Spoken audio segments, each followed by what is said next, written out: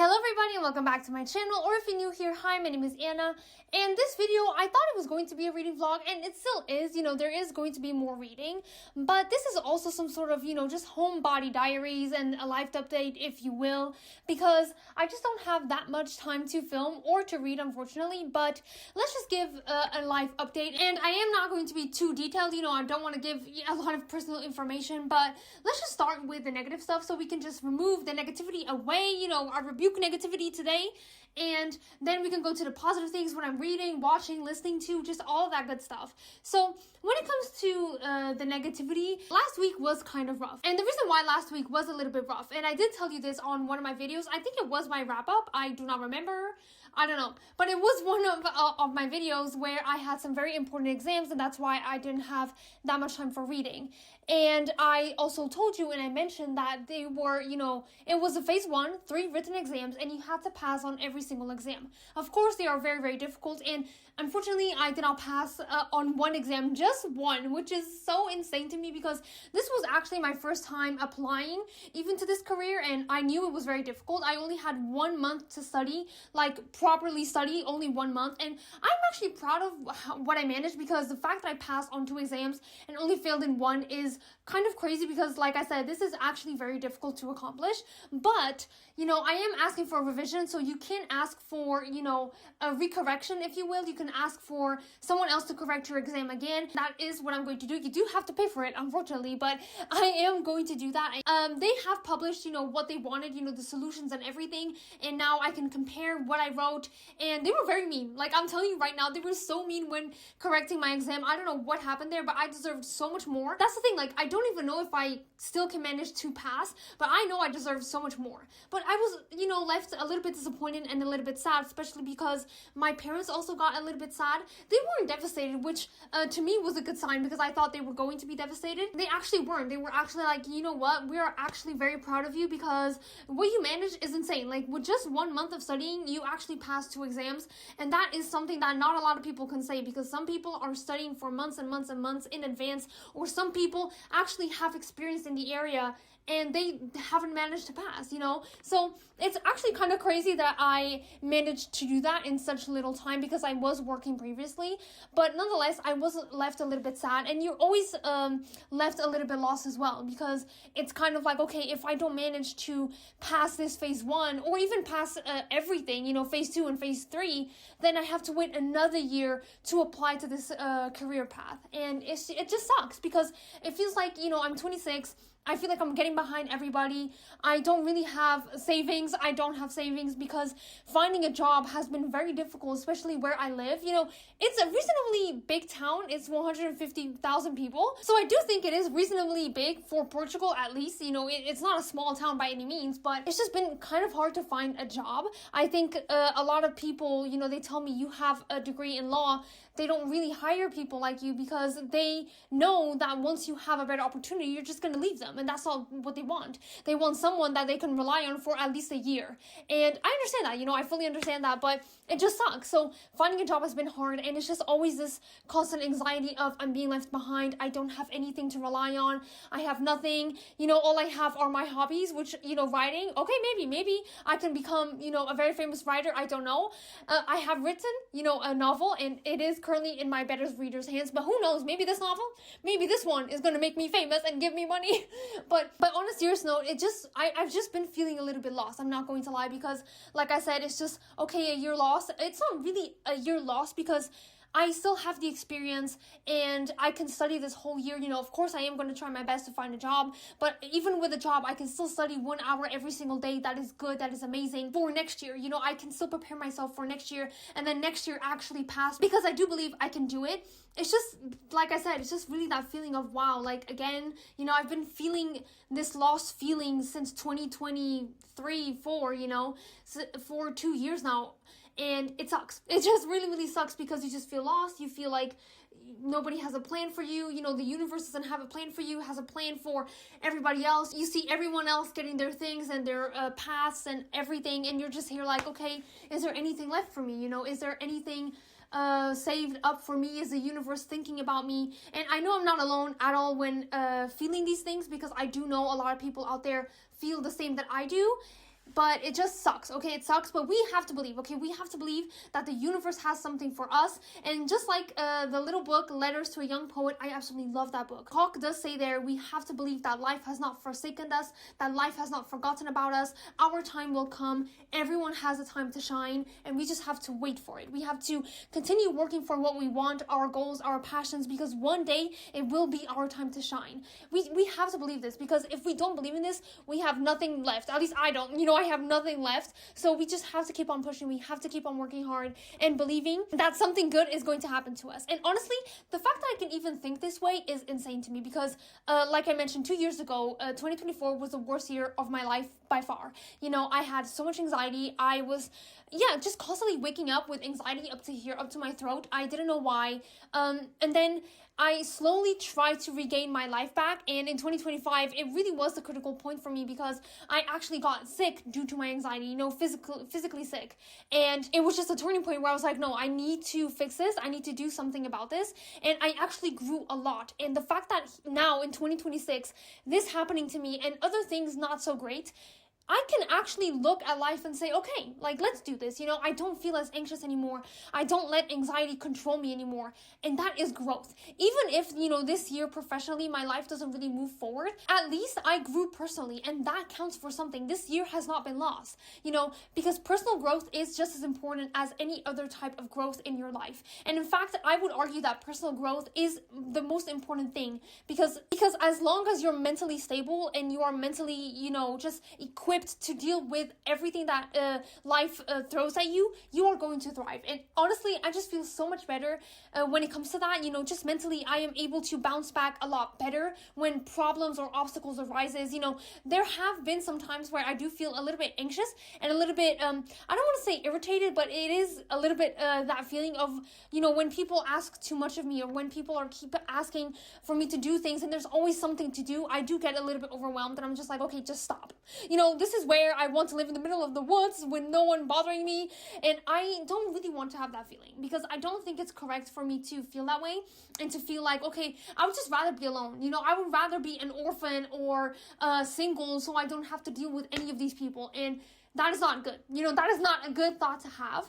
We need to, you know, just do one thing at a time, and also establish boundaries and say, I can't do this today, but I will do this tomorrow. You know, I will find the time to do this tomorrow. I can't do it today. I cannot do it when you want me to do it. And this is the perfect balance. And I've been trying, you know, just trying to implement this more in my life. But mentally, this is where I'm at. You know, I'm not doing the best. You know, I'm still a little bit lost, a little bit anxious, but you know, I do have the ability to just bounce back so much better, and that's what I'm doing, you know, pushing forward, moving forward. And I actually went on a run today, which is a single clip. I filmed one single clip for you. You know, I went on a walk with my dog, I went on a run, and honestly, I just feel so much better. I feel refreshed. My mood is just up high in the sky, despite being my period week, which is very strange, because usually when I'm on my period week, I feel like the world is ending, everything is ending, my life is trash, everything is trash, but I actually do feel good. And I'm going to take advantage of this mood to actually just film and do some other things, because I do need to revise my exam. I need to write everything down on what they should pay more attention to, what they shouldn't pay more attention to, just try my very, very best to get a better grade. And with all of the sad things out of the way, let us just give, you know, a different life update, what I'm reading, what I'm listening to, what I'm watching. So I'm going to start with what I'm reading. I am still reading Empire of Silence, and I do want to say that I own a Kindle, which is insane. Look at it. It is in the case, and I'm not going to take it out, but it is just, I cannot believe that I actually have a Kindle. I've wanted one for so freaking long, and my boyfriend gifted me this Kindle on International Book Day, I was shocked. I was shocked. I was bamboozled. The first reaction that I had was give it back. Give it back right now. Like, get your money back. What do you mean you gave me a Kindle? Because these are expensive. And I don't know, like, he's just the best boyfriend ever. Like, I cried a little bit, but I was just so shocked. I was legitimately shocked to my core. I was like, yeah, give it back. No, this cannot be happening. But I've been using this every single day. I love this so much. And it's just so much easier to read. My iPad, it was just so freaking heavy. It was not good for my eyes at all. And I just didn't really take my iPad anywhere with me because it was heavy. But this bad boy, I take this with me everywhere religiously because you just never know. You just never know when you're going to have time to read. And it's so lightweight. And it really reads like paper. But okay, anyways, I'm loving this. I have reached 40% of Empire of Silence. And I'm not going to talk too much about it because I am filming a reading vlog for this one. And I do want to say that I'm not disappointed by it by any means. But when I was reading it, up to the 20% mark, I thought, this is 5 stars. This is 5 stars. Oh my God, I am loving this. Everything is just so wonderful. And I do understand that this book is not for everyone because this is slow, okay? This is such a slow book. Not much happens at all. This is a prologue for, the next books in the series. And I don't mind that at all because it is quite a long series. So I just really don't mind that.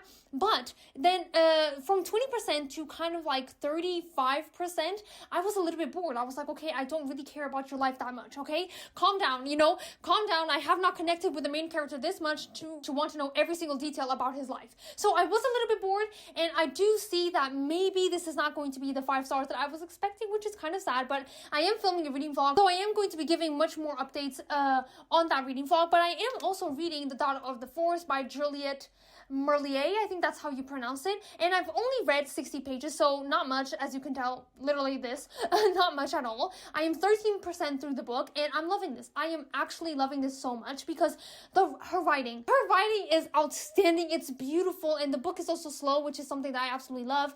I love our main character, Sorsha. She is 12 years old, but she does feel a lot older, and here's the thing, I don't mind that too much because during these times, that's how they behave, honestly, because, for example, there's one scene that I cackled laughing, and because there is a priest here in this village, and Sorsha, the way she described him was like, oh yeah, like there's a priest here, he's very, very old, he's at least 50, and I'm like, that's not old at all, to our eyes, that really isn't old at all, but to her, it was very old. So I do understand that at 12 years old, she does have, a different sense of maturity. She does feel like she is 15, 16, but she is only 12, but I just really enjoy her personality. I just really enjoy how wild she is, and also her other 6 brothers, because yes, 6 brothers indeed, that's a lot of kids, but I just really enjoy the descriptions that the author has for the forest, for how they lived, because they were just truly free. They did whatever they wanted to, they studied whatever they wanted to, they were interested in whatever they wanted to, and the reason for this, it's because actually when Sorsha was born, her mother died giving birth to her,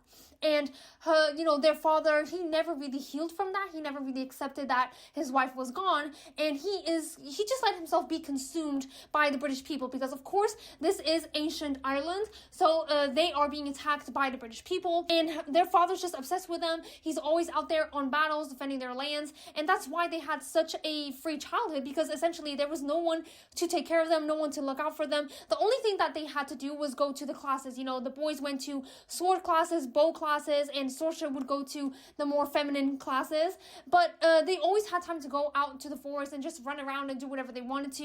And I also really enjoyed that the 6 brothers, each of them have something different. So for example, Sorsha, she is very interested in plants, in herbs, she understands how to heal someone, and I think she's going to be very, very good at it. And then you have another brother of hers, and I do not know the names, okay? I do not know the names because they are very similar, and they are hard for me to remember because there are 6, okay? Mind you, there are 6 people, so it's kind of hard to remember. But one of the brothers, he's very interested in just animals in general, or for example, he loves knowing how something works. He takes apart machines just so and contraptions, that they had back then, just so he can understand how it works. We have someone else that he is not interested in battles at all. He loves to study. He just loves to study. He loves to learn things. He's currently managing the household. And then you have, for example, the older brothers, they are out there with their father fighting in campaigns, all that kind of stuff. So each single brother has kind of like their own thing going on, which I find very, very funny, and I enjoy that. Like I said, the writing, it's very whimsical, but it's a dark whimsical in the sense of you understand that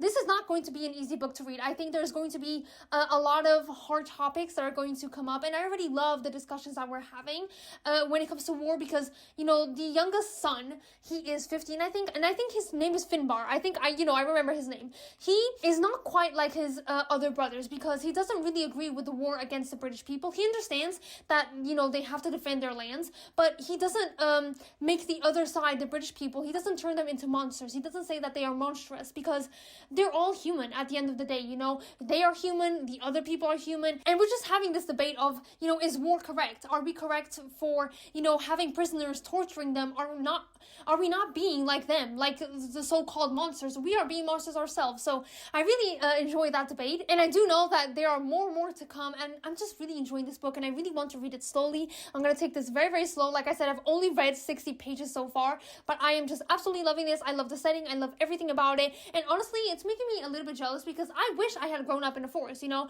just walking around, just looking at mushrooms all day, and animals. Why not? Like, who wouldn't want to do that? But these are the two books that I am currently reading. So what I am currently watching now, I am watching Peaky Blinders with my boyfriend. I know people, the hype is kind of gone for Peaky Blinders. I'm on season 3. We're on season 3, and I do have to say, it's quite overhyped, and I don't really understand why people enjoy it so much. I do enjoy, you know, what it is, you know, I don't know how to say it. Like, I do enjoy the gangster thing of it all. I find it cool, edgy, and I do find some characters funny. You know, Polly, she's my favorite character. I just want to be that woman. Like, I want to be that woman. Like, when I'm that age, I would love to be Polly. Thank you very much. And even Arthur and John, they have their funny moments. I do think, you know, it's very cool. It is funny at times, but I do think it's a little bit overhyped, because I don't really understand, you know, ever since season 1, it's very hard to be on Tommy's side or on the Peaky Blinders side, because they are criminals. Like, they are criminals, they are gangsters, they are doing horrible things in order to, I know they want to be legal, but it's been a long time, and, you know, Tommy's always saying, like, oh, we're gonna be legal in 2-3 years. It's been 2-3 years, it's been more. You're still illegal. Like, part of your business is still illegal. I don't understand what you're trying to do, and honestly, I'm on the 3rd season, and I don't really see why this has 6 seasons. I'm going to be honest, I don't really understand. Maybe I will, but right now, I don't really understand why it is that long. But overall, you know, I do think it is a little bit overhyped just because of that, because it's very hard to stay on his side. I think now it's a little bit easier because a lot of things are happening to him. But in the beginning, like, you were the one that started this all. Like, you were the one that actually messed with the police. I don't have pity for you, like, at all. And when it comes to anime, I am watching One Piece. You know, I stopped very, very long ago. I think almost 10 years ago, I stopped watching One Piece. I stopped at the Dressrosa arc. And the reason for that is because the pacing is atrocious. I'm sorry, the pacing is atrocious. It is so bad. And honestly, the story is not bad. You know, I actually do enjoy the story. I do enjoy the mysteries, but the pacing makes it awful. Like, it makes it so awful. It is so poorly executed. But, you know, it was such a big part of my childhood that I just need to know the ending with everyone else. So my goal for this year was to actually watch one episode every single day of One Piece, and that is what I've been doing. I'm in the middle of the Cake Island arc. I don't know if that's how you call it, but I'm, you know, in the middle of Big Mom, and it's dragging on so much. But alas, you know, one episode a day is enough for me. I don't need to watch more, because sometimes it's actually very hard to even watch one episode, because I'm like, okay, let's just gonna drag it on, you know, Drag City here. And I am currently watching Dr. Stone, you know, the last season, and I have raved about Dr. Stone previously in my videos, but honestly, I am a little bit disappointed. I'm not going to lie. I don't feel the urge to watch Dr. Stone. I don't really enjoy I just haven't enjoyed this last season, you know, ever since they introduced America and the guns. I just do not like it, and the reason for that is because I understand that Dr. Stone is not supposed to be serious. It's not supposed to be serious. You're not supposed to take it seriously, because you couldn't do half of the things that they do in real life, okay? You just could not do. But I just think there is a limit to how unserious you can be, and when they added guns, it was just too much, because I was like, you cannot survive with all of these guns. Like, it's just impossible for you to win the other side if you don't have guns yourself. It's just impossible. It is what it is. And I just didn't really like how they went around with that. You know, I just didn't really like it. And now in the second part of season 4, the pacing is a little bit off, because they are trying to rush things way too much. In my opinion, I do understand that they have to build a rocket, and it does have to be quite fast, because building a rocket, it takes a very long time, believe it or not, okay? And that's the reason why, you know, the pacing just feels a little bit too fast, and nothing just feels like a challenge anymore to them, you know? It's like getting these missions of kind of like, okay, we got this, check, we got this, check, that, check, this, check, you know? And the stakes are just not there anymore. I don't know. It's just, it's disappointing me a little bit, I'm not going to lie. And I think these are the only shows that I am currently watching. I do have Fruits Basket, you know, I am on season 2, but it's very rare that I go there to watch it. And it's not because I'm not enjoying it, you know, I do enjoy it, but because it is a lot of talk about mental health, I get pissed off. You know, I get pissed off at the characters, I get pissed off especially at the main person of the family. I think her name is Akito.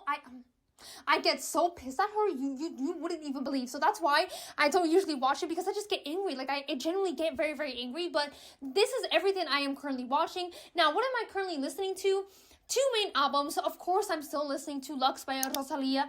It's just amazing. You know, I don't know what it is. I'm not even a religious person. Like, I'm telling you, I'm not religious at all. I don't understand why I love that album so much. Like, it just touches me and it talks to me in a way that I just wasn't expecting at all. You know, I just absolutely love almost every single song. It's very rare that I skip any song. Everything is just so beautifully laid out. And now I finally have, you know, the other songs that were only available in a physical form.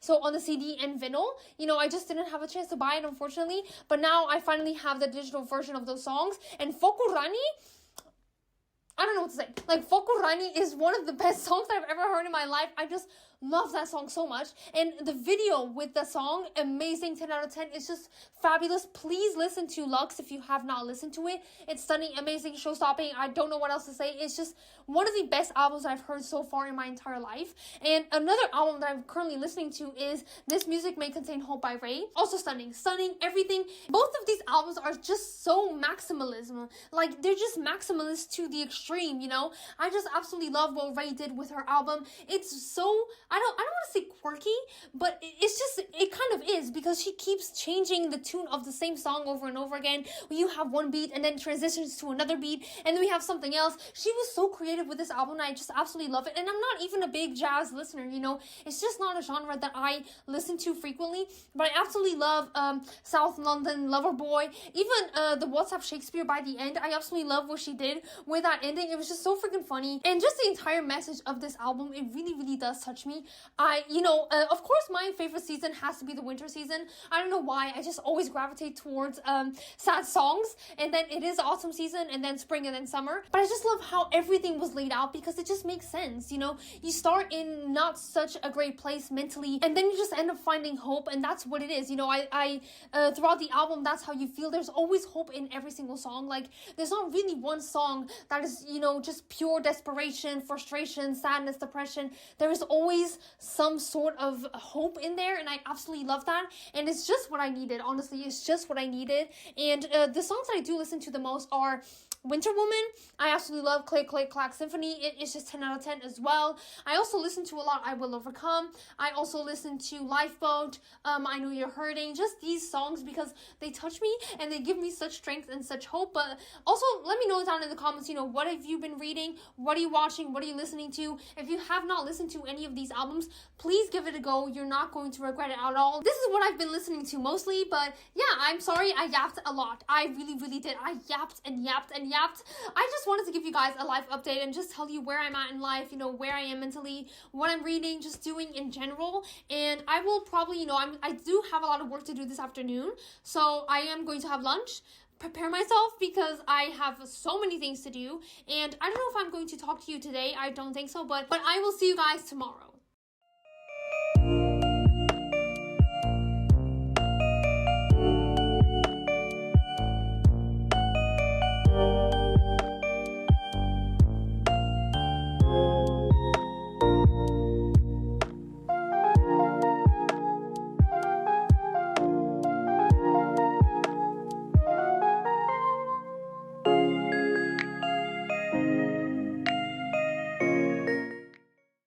And I'm here to give you just, you know, a small update on what I've been doing. Today, I feel so tired. I'm not even kidding. I went running yesterday, as I told you, and my legs cannot feel them. I don't know where they went. The only reason why I know I have legs is because I look at them and I see them, but I do not feel them. I swear to God, everything feels like jelly. Sometimes they just shake involuntarily. I am so tired today. And of course, my period showed up today, so I'm extra tired. Honestly, I just don't feel like doing anything today. Everything hurts. Like, everything from the waist down, it's just sore. It hurts. And that's why I didn't even go running today, because I wanted to, but then when I woke up, I just could feel the ache in my body. And I was just like, yeah, no, we're not running today. It's going to be for tomorrow, because I'm telling you, I am so freaking tired. Sometimes you really do have to listen to your body. And my body was just telling me not today. Like, today, no, not today. We're not going to do anything. And it's been actually quite hard to even be productive.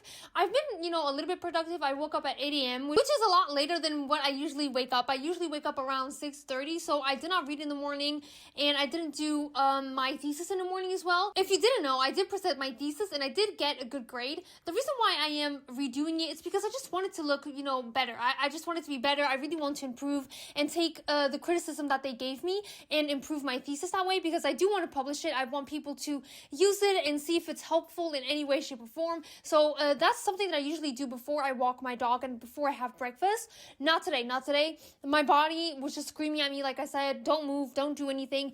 And honestly, I've been trying to be better at listening to my body and not be so productivity obsessed, because that is one thing that I am obsessed with. It's always being productive, always having stuff to do and always doing something, because if I'm not doing anything, I'm a loser. I'm not going to get the things that I want to get, I'm not a go-getter. But sometimes you really do need to slow down, and my body is telling me that today.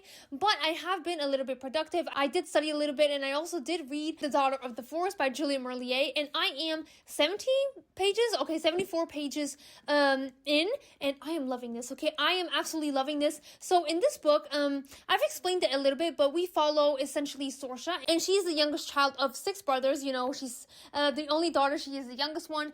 And I've explained, they grew up in a very wild sense. Nobody really was watching them when they grew up. They essentially did whatever they wanted to. And in this story, we are following her family because they are the rulers of Seven Waters. I think it's a very small town. But they are the rulers of it. And her father is constantly fighting the British people. I don't know how they called them back then. So I'm just going to call it the British people. That's who they are fighting. This is also at the time where the Catholic Church was, preaching and forcing people to be Catholic and let go of their pagan ways. Of course, they still have not let go of those ways, and they really don't want to let go of those old ways, because to them, that's their religion. That's all they know of.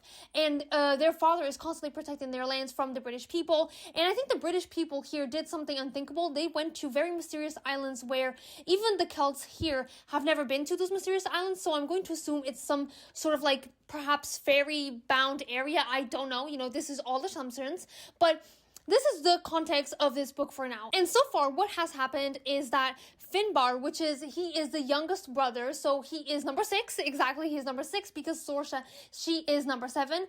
He decided to release the British prisoner that they had. Their father captured a prisoner. I think he was only 16, 17, a British soldier. And Finbar, he is always the one trying to make his father see that war is not really the answer, that we should try to understand the enemy. And he's not saying this as to be naive, because he also does understand that the enemy is horrible to them and monstrous to them, but they are equally monstrous to them as well. And this poor soldier, he's being tortured, and he decides to help the soldier escape. The problem is, of course, with all of the torture that was inflicted upon him, mentally he's not there. Like, this boy is mentally not there, and now Sorsha is trying to heal him. She's trying her very best to reach to him, but it has been very difficult because, of course, he is mentally unstable. He has been a little violent with Sorsha as well. Finbar is concerned. Her brother, he's like, yeah, look, here's the thing. I've released you. You should have gone to your life. You're not the first person that I've released, but you are the first young person that I have released. And he has said, of course, all the other soldiers, they were used to it. They were used to being tortured, unfortunately. So when they were free, they were just like, okay, peace out. Thank you. Bye. But this one, because this was his first time being tortured, he just got, mentally injured. He's just really not there, like I said. And Finbar is very concerned because he's like, I freed you. Now leave my sister alone. And Sorsha, she's also being kind of stubborn because she's like, no, I can help this man. I'm going to help this young man because he doesn't deserve to live like this, in constant fear. He is always afraid. He's always jumpy. And it's very, very sad to see truly what, the horrors of war can do. And they become so blinded because, like the Catholic priest here says, people become so blinded by a cause that they just don't think that whatever they're doing is wrong or monstrous, they always think that the other people, the other ones are the monsters and not them. And we are definitely seeing that with Sorcha's father. He doesn't mind doing whatever it takes to protect their lands, and he just doesn't believe that he is the monster. And even Sorcha, she is getting a different point of view because, of course, this soldier, being British, he's on the other side, and he's telling her what her brothers are doing back in his villages, and she is horrified because she's like, my people are doing this? You know, the people that follow my father are burning the villages, they are torturing the people, they are killing pregnant women, like, how is that possible? And she's just so shocked by it all that she's also having some difficulty helping him. So I've just been loving that debate, but what I like the most about this book is just how magical everything is, and how it's kind of feels like everyone has a purpose, because there was a talk here, especially coming from the Catholic priest that lives in their village, which surprised me. He is very open-minded, let's just say. The Catholic priest, you know, he has his beliefs, he doesn't believe in the pagan ways, but he respects the other people that believe in these ways. And he was explaining to them that each of them, each brother, each sibling had a different role. So for example, I think it's Connor? I'm not sure, like I said, the names, they're just all the same to me, so I'm just gonna say Connor. He's going to become the leader of the household because like I said before, he loves writing, reading, learning just new things. He's the one that's managing the entire household while their father is away, and he is actually going to become a druid. And Sorcha, she's very surprised because she's like, my brother never mentioned this, and it wasn't supposed to be mentioned because the Catholic people are hunting down the druids because they are a big representation of the pagan religion. They are the ones that hold all of the knowledge and information about their traditions, their ways, and so the less people know, the better. So to protect Connor, and even the other druids are teaching him how to become one. So in probably 20 years, he's going to become a druid. That is his path. That is what was chosen for him. And actually, Sorcha, you know, while she was trying to help this man, she actually had a vision from a lady. I don't know if she's the lady of the lake. I don't know if she's some type of fairy from this folklore. I don't know much about this folklore. I do have to ask my boyfriend though, okay? I'm gonna ask my boyfriend. And this lady said that it was very important that she stayed and healed this man because it's a part of her journey, and she needs to do this. Her journey starts now, and this is what I love about Catholic mythology, because you just feel safe. You know, I know it can be daunting to have a fate set out for you because you're like, oh my god, like I cannot escape my fate, but you can escape your fate. You can make different choices, of course, but I also think it is a little bit comforting to know what you're supposed to do, and that's why I love what is happening here, because it feels like everyone has a task, but it's a task that they were born with. You know, it's not something that is forced upon them, because even Sorcha says, I don't feel forced being here. Like, it feels like I was meant to be here. It's kind of like, it's just their calling. And I love that because it just makes everything seem so much more magical, so much more whimsical. So that is one thing that I'm just absolutely loving about this book. But alas, I don't have much to say because I've only read 74 pages. I can tell you that this is a very, very slow read, but it's worth it, people, because Juliette Merlier's writing is stunning. 10 out of 10. I'm loving the folklore already. All the traditions, everything that they do and they believe in. It's just, everything is just so whimsical. You know, whenever you talk about fairies, it's just, like, I'm absolutely loving this. And this is something that I definitely needed for, you know, where I'm mentally at, because I don't know, it's just bringing me a lot of comfort, which is weird because there really isn't much comforting about this, because all of the debates and topics are pretty dark, and you can actually make parallels, unfortunately, for what is happening today. So it's not comforting, but I don't know, it just feels comforting. And that is just exactly what I need right now. But that is all I have for you guys today. I don't know if I'm going to end this reading vlog right now, or if I'm going to have a little bit more b-roll. I don't know if I'm going to film for tomorrow. I really don't know. So I'm not going to say goodbye, but this might be the last time you see me, okay? Because I just feel so tired. I am exhausted, and I still have a few things to do because I really wanted to go write. And I know I don't have to force myself, but I do want to show up. I do want to continue writing because my book is not going to write itself, okay? So I think that's just what I'm going to do. And then I'm just going to have a snack, walk my dog, chill the F out, you know, just really relax on my couch, on my sofa, and just not do much at nighttime. I think I'm just going to read Empire of Silence for a little bit and really just relax because, God, I am needing it. If I don't film anymore, I'm going to say bye. But, you know, it's not really a bye-bye. It's more of like, see you later, you know?